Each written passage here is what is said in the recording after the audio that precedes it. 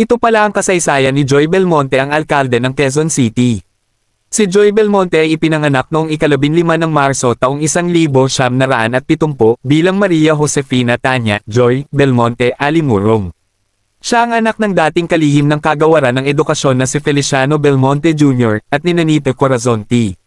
Belmonte. Bago naging alkalde, si Joy Belmonte ay nagsilbi bilang kinatawan ng ikalawang distrito ng Quezon City sa kapulungan ng mga kinatawan ng Pilipinas mula 2010 hanggang 2019.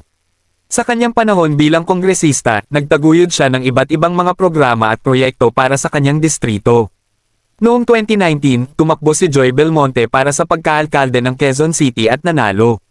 Ang kanyang pagiging alkalde ay minarkahan ng mga inisyatibo para sa pagpapabuti ng serbisyo publiko, infrastruktura, at mga programang panlipunan. Ang kanyang mga nagawa bilang alkalde ay kinabibilangan ng mga sumusunod: pagpapabuti ng mga pasilidad at serbisyo publiko, pagpapatupad ng mga programa para sa kalusugan, edukasyon, at kapakanan ng mga mamamayan,